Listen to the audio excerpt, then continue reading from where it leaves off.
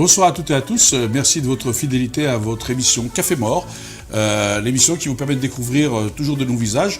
Ce soir, on va découvrir un visage qui est dans le domaine du football, et après la Coupe du Monde. Et donc, on va accueillir Ariski Sawali, bonsoir. Bonsoir et merci pour l'invitation. Merci à toi d'être avec nous. Qui est Ariski Sawali en fait? Ariski Sawali, donc je suis de la région parisienne, donc je suis né à Asnières-sur-Seine le 29 décembre 1980. Donc je suis marié, je suis papa d'un petit enfant de 3 ans qui s'appelle Abdallah. Et donc je suis originaire d'Algérie. Mon père est de la région des Sétif, de Bouendes exactement, que je salue. Et ma mère elle est de Mostaganem de l'ouest d'Algérie. Que l'on salue? Oui, effectivement, et qu'on embrasse. Tu sais que Bouendes, c'est à la frontière, c'est pas loin de chez moi. J'ai de la famille qui est à Bouendes aussi. C'est pas loin, c'est la frontière entre la wilaya de Sétif et la wilaya de Béja. Mais à l'origine, c'était qu'une seule wilaya, puisque la wilaya de Béja était wilaya de Sétif à l'origine. Comme celle de Borj-Barij, d'ailleurs, c'était qu'une wilaya. L'Alma, c'est devenu 4 wilayas, mais avant, c'était qu'une wilaya. Oui, exactement. Et je pense que l'avantage de cette région, c'est qu'elle est en lien avec les autres départements à côté et qui fait en sorte que les gens côtoient tout le monde. Alors, Bouendes, c'est un peu perché quand même, Ariski. Bon, c'est une région comme une autre. Ah. Il y a des avantages, il y a des inconvénients, mais je pense que... Alors, tu as été petit à Bouendes? La première fois que j'étais, c'était à l'âge de 11 ans. Après mon passage à Mostaganem d'abord, parce que c'était ma première ville où j'ai atterri, à l'aéroport d'Oran d'ailleurs. Et donc chez la famille de ma mère. Après 8 mois, donc j'ai atterri à Bouendes, dans cette région. Alors, Mostaganem aussi, donc on parle de Bouendes, mais Mostaganem, tu es très attaché aussi à Mostaganem, c'est la ville de ta maman? C'est la ville de ma maman, c'est la ville de ma femme aussi. Donc c'est une ville qui m'est très chère et qui fait partie de ma vie. Et d'ailleurs, c'est la ville que j'ai gardé des très bons souvenirs d'enfance, que ce soit de l'adolescence aussi, et je continue toujours à visiter comme je peux. Et tu as été sur les plages de Salamande ou Berd El Hal? Oui, Salamande, Berd El Hal, oui, exactement comme disait la chanson. Et surtout, il y a beaucoup de monuments historiques, que ce soit à Mostaganem même ou aux alentours de Mostaganem. Alors, je connais bien parce qu'il s'avère que j'ai fait presque 2 ans à Mostaganem. Oui, c'est une très belle région, c'est très, très touristique. Et tu sais qu'à Bonneuil-sur-Marne, soit beaucoup de Kabyles et beaucoup de gens de Mostaganem. C'est les deux grosses communautés. Bah, ça fait plaisir, ouais. Voilà. Et donc là, et je crois que ton épouse est de Mostaganem aussi. Oui, mon épouse est de Mostaganem. Du coup, t'es Mostaganem presque à 400%. Bon, exactement. Bon, j'ai toujours mon côté kabyle de la région de Bouendes, bien sûr, bien évidemment. De la région de Sétif aussi, c'est une région cosmopolite. Hein, c'est une très belle région. Ouais, hein. Très belle région, ouais. Et donc, c'est ça l'avantage peut-être que j'ai l'avantage d'aller, que ce soit au niveau de l'Est ou au niveau de l'Ouest, même avec des connaissances au niveau du centre. Mais l'Algérie, c'est un beau pays, c'est que des belles régions. C'est un continent. C'est un continent. C'est un continent à lui seul, donc avec toutes ces régions, cette diversité de paysages, de culture. Ouais. C'est une richesse, non, pour ce pays. Ça me fait penser surtout à mon enfance, quand j'ai commencé à apprendre à parler algérien du côté de Mostaganem. Et que la première fois que j'ai atterri à Bouendes... Exactement. Wow. Et quand j'ai atterri exactement à Bouendes, je pensais que j'ai dû changer de pays, alors parce qu'il fallait tout recommencer, d'apprendre le kabyle de nouveau. Alors j'ai 11 ans, mais c'est quelque chose qui m'a peut-être forgé un certain caractère, une certaine maturité dès mon enfance, et que peut-être la preuve, par la suite, j'ai appris à parler d'autres langues, jusqu'à qu'aujourd'hui que j'arrive à parler 5 langues. C'est génial ça. Ouais. T'es polyglotte en fait. Peut-être la chance que j'ai eue de changer de région comme ça dès mon jeune âge, donc ça m'a permis d'avoir ce sens d'apprendre des langues. En tous les cas, c'est un beau message que tu es en train de délivrer. Tu es en train de dire ce que c'est que la richesse d'avoir plusieurs... cette richesse d'être de l'Est et de l'Ouest et de partout, c'est une richesse, le brassage, la rencontre avec les gens. Exactement. D'ailleurs, que je l'ai en changeant à chaque fois dans le déménage d'une région à une autre, ou en même temps dans ma famille, quand je vois mes parents, que mon père est du côté de Sétif et ma mère à côté de Mostaganem, et après moi aussi dans mon couple, que ça suit le chemin, peut-être mon fils va suivre par la suite, on verra ça avec le Mokto. Alors, c'est quoi après ton parcours quand on grandit à Asnières, ça se passe comment? Qu'est-ce que tu as fait comme études? Tu as choisi quoi? Parce qu'on va y venir, comment tu es venu au sport, enfin. Ouais. Alors, pour juste préciser, je suis né à Asnières-sur-Seine dans le 92, mais plutôt j'ai grandi dans le 94. C'est là où mon père a tiré avec son petit commerce du coin, comme chaque Kabyle, avec son bar restaurant à Choisy-le-Roi, dans 94. Donc là-bas j'ai fait ma scolarité quand j'étais petit, jusqu'à l'âge de 11 ans, et là on part tous en Algérie. Alors, donc c'est vrai que tu étais mon voisin à Choisy-le-Roi, c'est pas loin. Et donc à l'âge de 11 ans, tu es parti en Algérie pour faire quoi? Alors qu'est-ce qu'il raconte-nous un peu? Comment s'est passé l'Algérie? Comment ça se passe quand on est à l'âge de 11 ans en Algérie? Vous êtes installé où? Alors, il faut se dire qu'à ce moment-là, malheureusement, c'était les événements de 91, oui. Donc c'était vraiment une terrible, difficile. Très difficile. À l'époque, moi j'étais encore petit, donc je comprenais pas trop, et encore avec la barrière de la langue, parce que j'étais en apprentissage. Mais même le silence me faisait apprendre pas mal de choses, parce qu'on voyait des choses, des clichés. Bon, à l'époque, il n'y avait pas encore Facebook, mais on entend beaucoup de choses de ce qui s'est passé, et surtout de l'incertitude de la situation qui faisait vraiment peur à la population, que ce soit à l'ouest quand je suis arrivé, ou que ce soit à l'est quand on s'est déplacé après. C'est vrai que c'était un moment très spécial de mes débuts en Algérie. Après, bon, à force des choses, on a vécu comme tout le monde, hein, donc je me suis adapté à la situation. Tu es resté combien de temps à Mostaganem quand vous êtes arrivé? 8 mois. 8 mois. Et après, vous êtes installé où? À Boandes ou à Sétif? À Boandes, exactement. À Boandes. Et ton père, il a fait quoi à Boandes quand tu t'es installé? Donc il était retraité. Un retraité qui pensait vivre tranquillement, comme tous les retraités qui pensaient faire leur retour en Algérie, de construire sa petite maison et voilà, de finir ses jours tranquillement. Et donc tu as fait des études en Algérie, toi alors j'ai fait la moitié parce que j'ai commencé en France, après j'ai continué en Algérie, à Boandes, et fini les études supérieures à Sétif. Tu as fait des études à l'université de Sétif? Oui, à l'Institut national. Ouais. Une belle grande université. Tu as fait des études de quoi? J'ai fait un BTS en informatique gestion, donc c'était une formation professionnelle. Ah, et après, tu es revenu en France à quel âge alors? Alors, dès l'âge de 20 ans, donc j'étais de retour à Paris dans un premier temps. Et quelques mois après, j'étais peut-être porté par une petite aventure en Allemagne. Donc je suis parti en Allemagne. Tu as vécu combien de temps en Allemagne aussi? Alors, peut-être en total, ça fera peut-être 3 ans à peu près. Ouais, et tu parles allemand? Je parle allemand et je me débrouille bien en anglais. Tu vois, comme quoi, c'est bouger, ça permet d'apprendre des choses. Ouais. Et j'ai appris surtout qu'il y a quelques mots kabyles au berbère dans l'allemand. Ah ouais, tu vois, ça m'a fait plaisir. Les gens ne savent pas qu'il y a des mots, on a des mots partout, puisque c'est une vraie civilisation, hein, c'est une très ancienne civilisation. Le Tifina, c'est très ancien, c'est une civilisation très ancienne. Ouais, exactement, et surtout que moi, ce qui me rend fier encore, c'est que quand je fais mes petites recherches, c'est que je vois que cette langue, peut-être il y a eu de brassage avec d'autres langues dans le monde entier, et que je vois que ce lien, ça ne reste que par quelques mots, mais que ça prouve que c'est une langue très ancienne qui est très enrichissante. Alors, le goût du ballon était venu où? En Algérie? Parce qu'en Algérie, on joue au ballon plutôt que d'étudier. C'est plus le ballon, on vit avec, non? C'est même, peut-être on considère comme une religion, parce que franchement, le football, c'est un fief, c'est un milieu très fédérateur en Algérie. Et d'ailleurs, peut-être par le temps, parce que tout le monde a beaucoup de temps, et surtout qu'il y a beaucoup de talent, il y a beaucoup de potentiel. Les jeunes, c'est vraiment s'investir pleinement dans le football, même sans aucune récompense par la suite. C'est surtout beaucoup de passion et beaucoup de plaisir qu'ils retrouvent. Et c'est bien dommage, peut-être on pourra leur fournir un peu plus de moyens. On trouvera beaucoup de qualité chez eux. Et tu as commencé à jouer où? Alors, Boandes, tu as commencé au club de Boandes? J'ai joué à Mostaganem, j'ai joué à Boandes, j'en ai fait les catégories, j'ai joué à Sétif, dans le deuxième club, le SMS de Sétif. Oui, donc, j'en ai fait le tour en Algérie. Après, c'est vrai que c'est des souvenirs un petit peu qui me conduisent à dire qu'il y a un côté de formation dans la pratique plus que la compétition. Puisqu'en fait, c'était plus qu'amateur qu'autre chose. Alors Sétif, qu'on salue, l'entente, hein, ou les cousins de Sétif, parce que le capitaine était Farid Bellouli de l'entente quand ils ont gagné la Coupe d'Afrique. Exactement. Donc on les salue. Mais, et donc, comment tu en es venu en France quand tu es arrivé? Donc tu as joué en Allemagne, tu as joué en France, tu as joué en amateur, tu as quel parcours? J'en ai joué amateur, mais je suis arrivé au niveau de CFA, donc je suis passé par le club de Valois, et après j'ai tenté le FC Mulhouse.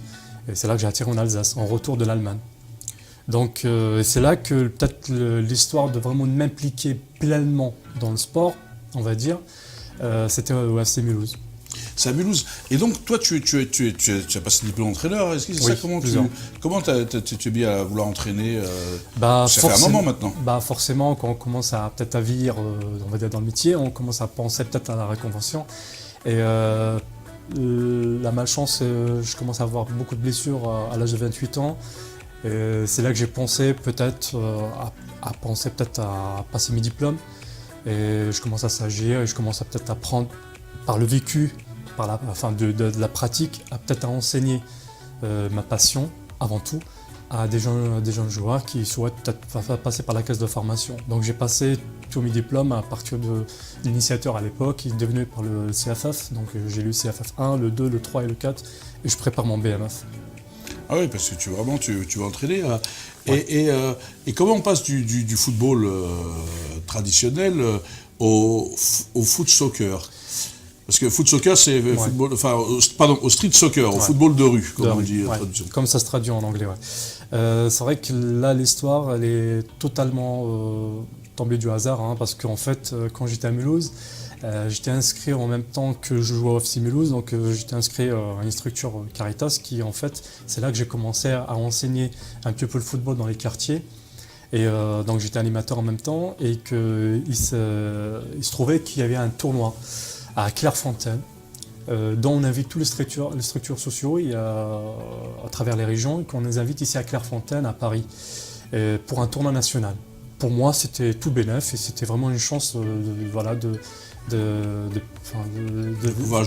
pouvoir jouer, surtout d'accéder à ce monument de football français qui accueille les sélections nationaux. Donc on a été à ce tournoi. Pour moi, dans un premier temps, c'était une histoire de participation. Après, ça finit par une sélection. Donc j'ai pris connaissance sur place qu'il y avait une sélection nationale, il y a un sport qui s'appelle le street soccer. Dans un premier temps, donc, il me proposait un tournoi de foot à 7 que tout le monde pourrait jouer sur les règles qu'on connaît tous. Mais le street soccer, à ce moment-là, c'était encore pour moi nouveau, en 2009. Donc on m'a sélectionné pour participer au championnat mondial à Rio de Janeiro, au Brésil. Donc j'étais présélectionné dans un premier temps. J'étais très content d'être sélectionné parmi les 36. Et en fur et à mesure, j'ai gagné ma place pour être parmi les 8 derniers joueurs qui vont être sélectionnés. Qui ont été au Brésil. Au Brésil, ouais, en 2010. En 2010. Ouais. Et vous avez fait quel poste au Mondial? Parce que par rapport aux autres nations comme le Brésil, le Mexique, en Europe, c'est surtout le Portugal et l'Espagne. Ouais. Vous débutiez quand même, non? Oui, c'est vrai qu'il y avait des adversaires vraiment très renommés, d'une renommée internationale, surtout en Amérique latine. Donc c'est eux qui dominent vraiment la compétition. Et en Europe, on a l'exemple du Portugal. Sinon, l'Europe, je pense qu'on pourra les classer peut-être au milieu de table. Et vous avez fini combien alors Donc on s'est fait éliminer en quart de finale. C'est pas mal quand même pour une première participation. Exactement. C'est la première pour la France? Non, la France a la première participation en 2004. En 2004 en Autriche. Donc c'est là qu'ils ont fait une première participation. Nous on arrive en 2010. Et après on était toujours qualifiés. Il y avait des joueurs connus dans l'équipe de France de street soccer? En fait, ce qui est intéressant, c'est qu'on a les deux profils. On a des joueurs qui passent par le street soccer pour devenir professionnels au football normal, qu'on connaît tous. Et on a le chemin inverse, malheureusement pour certains joueurs qui ne réussissent pas forcément dans le foot professionnel et qui atterrissent au street soccer. Pour les jeunes qui nous regardent, tu as des exemples de joueurs passés par le street soccer et qui ont fini professionnels? D'ailleurs, juste sur l'édition, la Coupe du Monde avant de Brésil, c'était en Australie, à Sydney. On avait le troisième gardien du PSG, que je salue, Patrick Mbeu, qu'il était troisième gardien, donc il n'a pas réussi vraiment à s'imposer à l'époque avec Paul Oguen, il nous a rejoint à la Coupe du Monde d'Australie. Et sinon, pour le cas inverse, je peux citer peut-être l'exemple très connu, c'était le joueur de Portugal, Pepe, qui a signé en Manchester United.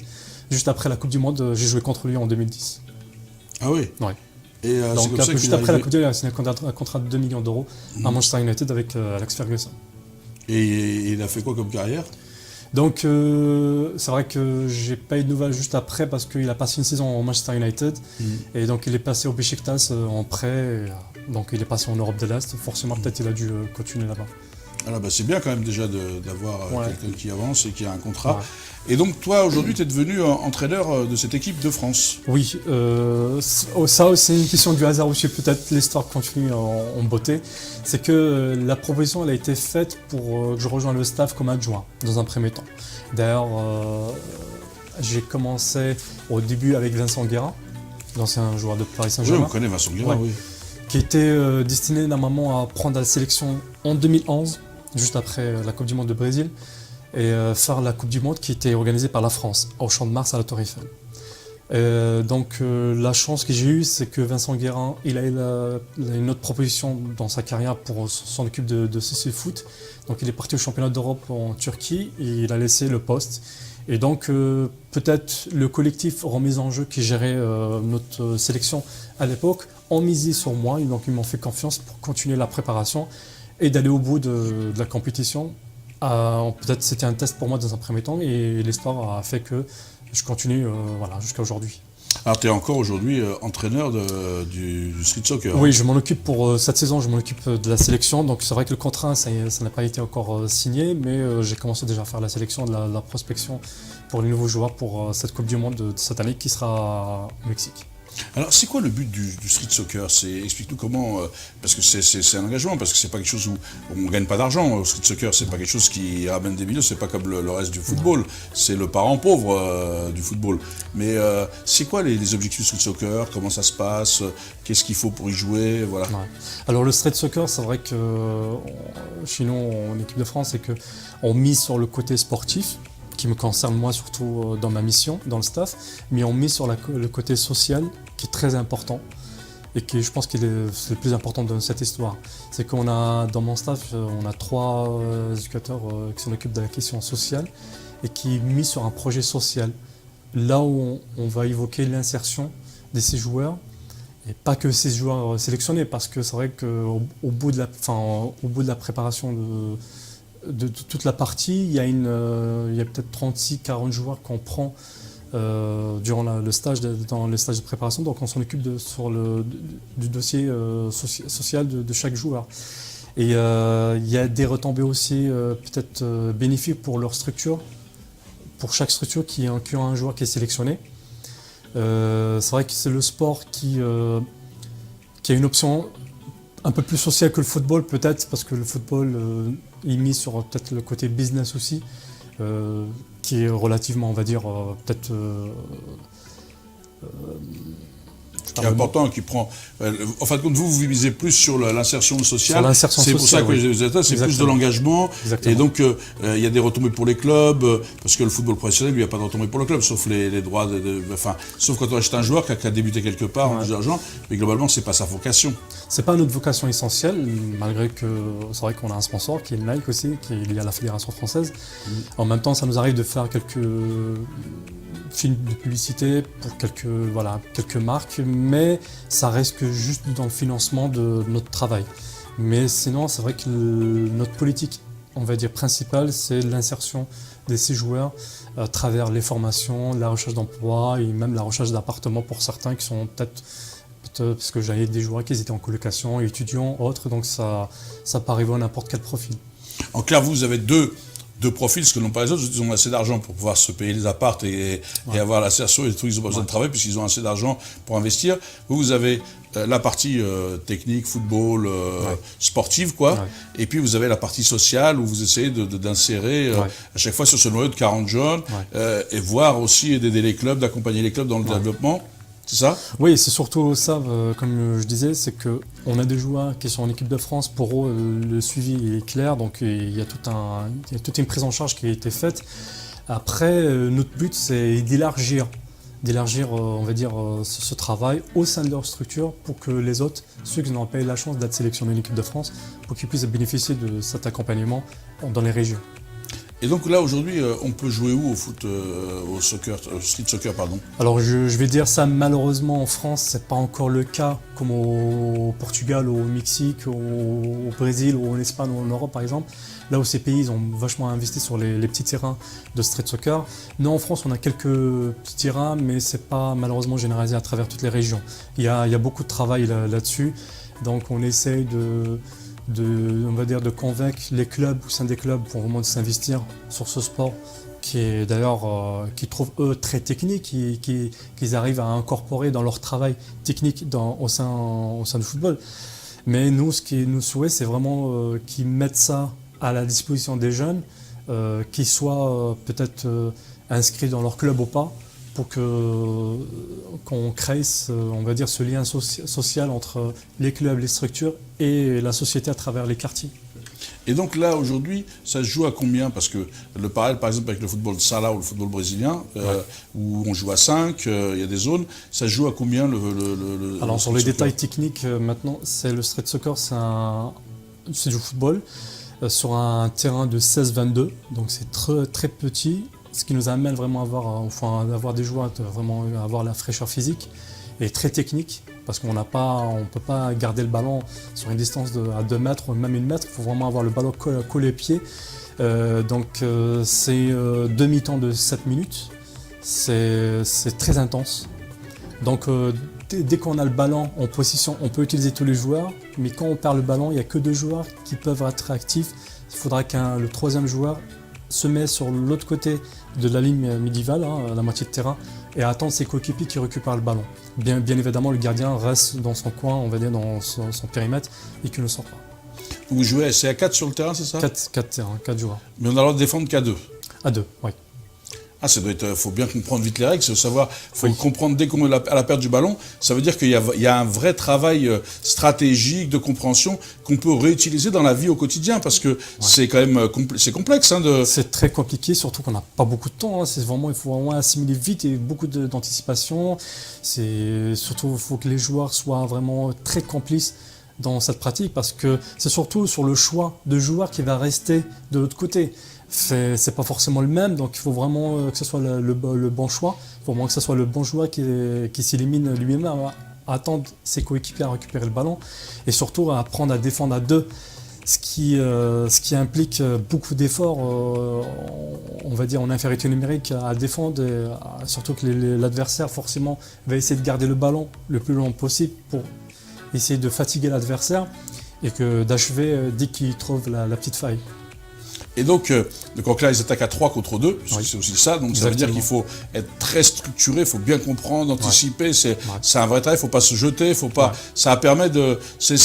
Les Brésiliens, ils sont forts défensivement, ils arrivent à être des contre-attaquants et défendre parce qu'ils ont cette culture du street soccer Ils ont cette culture parce qu'ils la retrouvent dans les quartiers avant qu'ils atterrissent à s'inscrire dans une démarche, on va dire, professionnelle assez technique dans leur sélection nationale, et ils retrouvent ça dans leur quartier, donc ils apprennent les règles plus facilement que les autres, et surtout cette passion et cette ambiance, parce que on peut parler technique sur le terrain, mais on peut parler aussi de l'ambiance autour des terrains. Moi, quand j'ai vécu cette Coupe du Monde, surtout en Amérique latine, que ce soit au Brésil ou au Mexique en 2012, il fallait gérer le côté terrain, il fallait gérer aussi le côté autour de terrain. Qui était quelque chose d'énorme. Et donc, parce que j'essaie de comprendre, donc par exemple le football brésilien de Salao, il joue à 4, le gardien est aussi dans sa zone, mais avec un ballon qui ne rebondit pas, plus petit, un peu plus lourd, donc ce qui forge les muscles. Et est-ce que vous, c'est le même ballon que celui du football, le street soccer? Un peu plus léger, et c'est fait pour une raison simple, parce qu'en fait, nous, on joue avec des murs, donc il n'y a pas de sortie de ballon. Et c'est pour ça que c'est plus intense, c'est plus physique, parce qu'il n'y a pas de sortie de ballon carrément. C'est que même on peut taper à côté du but et ça rebondit, ça revient et on peut continuer l'action. Et c'est ça qui est vraiment... si le ballon ne sort pas, c'est intensif. Qui rend le jeu très intense. Ouais. C'est pour ça que 7 minutes, c'est long. C'est long. C'est long quand ça court dans tous les sens. C'est long, et après, peut-être on a un petit avantage de faire des échanges comme on peut. Mais il faut que ça soit dans le bon tempo, parce que l'action continue, il n'y a pas d'arrêt d'action quand on veut faire des changements. Alors il y en a 3 sur le terrain, plus le gardien, et sur le banc il y a combien? C'est combien l'équipe?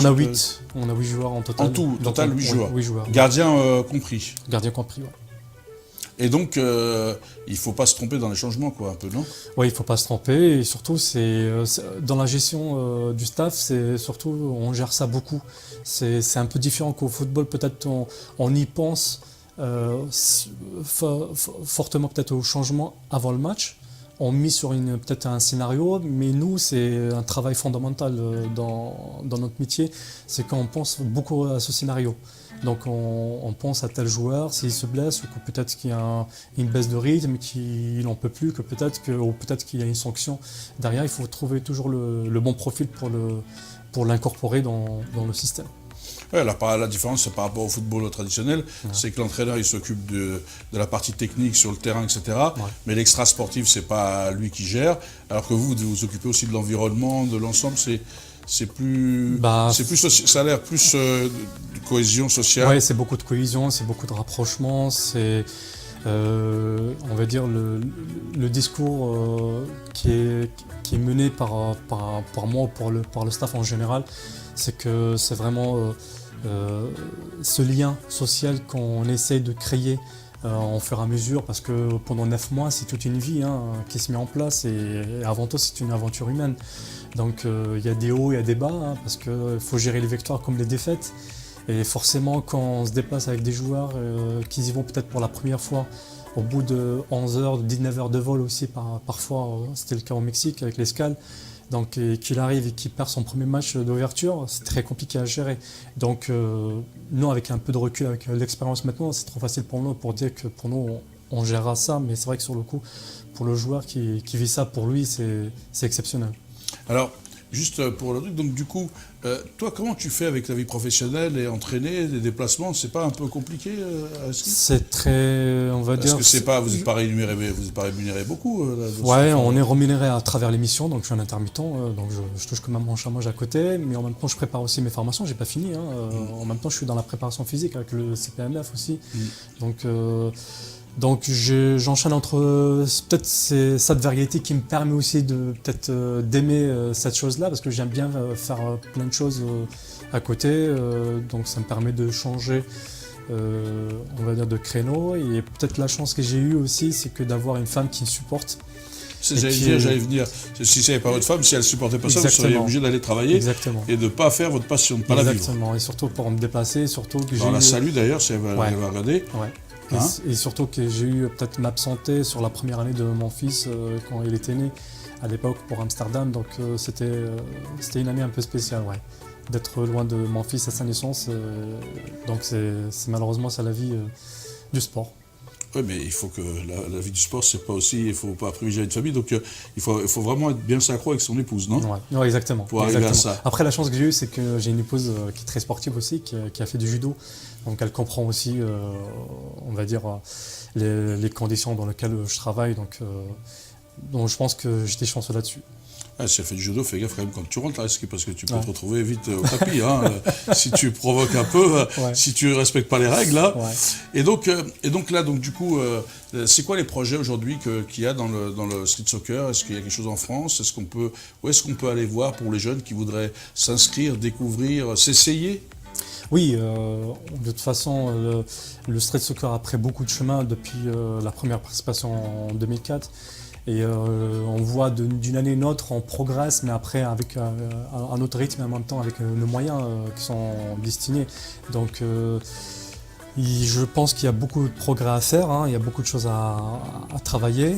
Les jeunes ou les personnes, on va dire, il n'y a pas de limite d'âge, parce que dans cette pratique, ils sont amenés à s'inscrire, que ce soit dans les structures, les associations qui sont dans les quartiers ou les structures qui sont peut-être en convention avec des mairies, donc ils peuvent s'inscrire et après nous retrouver nous à chaque championnat national quand on communique à travers le site officiel ou sur les pages Facebook ou les réseaux sociaux en général, où ça tourne en national, donc ils peuvent s'inscrire à tout moment pour chaque année.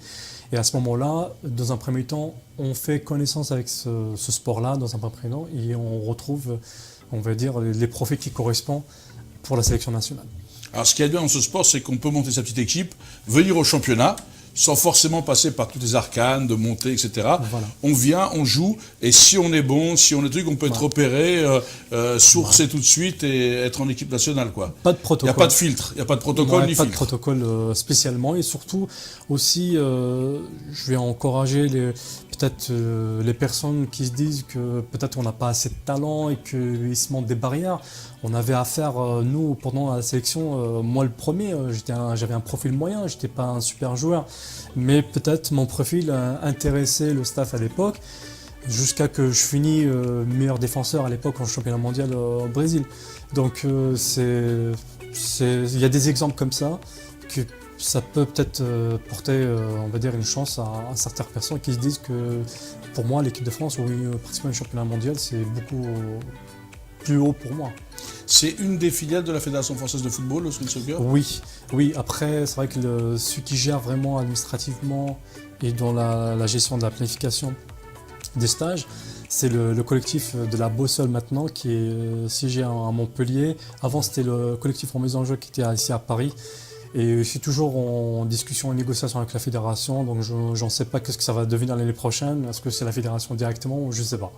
Donc nous qui nous sommes attachés à notre travail sur le terrain, pour l'instant on travaille, on se projette sur notre travail. Tout ce qui est administratif et réglementaire propre à l'association, ça c'est à Montpellier et à la collectivité de la Boussole de voir avec eux comment ils vont finir. Ok, donc voilà, donc maintenant si on veut s'inscrire et si on veut participer, on tape Street Soccer sur Google, Ouais. On a le lien, ou alors on tape Ariski Sawali sur Facebook, les réseaux sociaux, aussi, ouais. Google, Ouais. Tu sortiras et puis on peut prendre contact et préparer les prochains championnats qui auront lieu quand? Alors, au mois d'octobre, pour le Mexique, pour cette année, donc on a commencé déjà la préparation, la prospection a été faite. Donc peut-être pour l'année d'après, ça sera à Tokyo, au Japon. Voilà, donc Ariski, merci de nous avoir éclairés. Merci. Et écoute, on te suivra avec grand plaisir. J'ai un petit message juste. Je t'en prie. Ouais, pour la fin, c'est vrai que en allant en Algérie pour des raisons familiales, en toute amitié avec beaucoup de personnes, c'est vrai que j'ai évoqué ce sport-là et que j'avais vraiment un souhait de le faire découvrir à beaucoup de jeunes en Algérie. Et surtout, il y avait des articles, certains journaux qui sont vraiment vachement intéressés, qui m'ont dédié quelques articles. Et j'aimerais bien que l'Algérie, pourquoi, s'investisse aussi dans ce sport-là, parce que c'est le cas au Maroc et c'est le cas en Égypte, parce qu'ils ont des sélections, qu'ils ont participé aux derniers championnats du monde. Et on a du vivier en Algérie. J'espère qu'en Algérie, ils ont bien reçu le message. Si vous nous regardez, en tous les cas, Ariski est disponible pour venir accompagner cette aventure humaine. Ouais. Et ce serait une belle aventure parce que des manières de ballon dans la rue, le football de rue, c'est naturel, c'est l'Algérie. Merci pour ce beau message. Merci. Et nous, on se retrouve à la rentrée puisque c'était la dernière émission. Au mois d'août, il n'y aura que des rediffusions. Mais dès septembre, on se retrouve avec un nouvel invité et des nouvelles émissions de Café Mort. Et merci à vous de votre fidélité. Bonnes vacances à toutes et à tous. Et rendez-vous à la rentrée, mais n'oubliez pas, pendant le mois d'août, il y aura des rediffusions et l'occasion de saluer toute l'équipe, Philippe, Rémi, et de remercier toutes celles et ceux qui sont venus cette année faire vivre l'émission. Merci, et merci surtout à vous qui nous regardez, à vous qui faites que cette émission existe et continue. Donc je vous en remercie et je vous souhaite une excellente soirée et de très bonnes vacances. Rendez-vous à la rentrée. Bonsoir.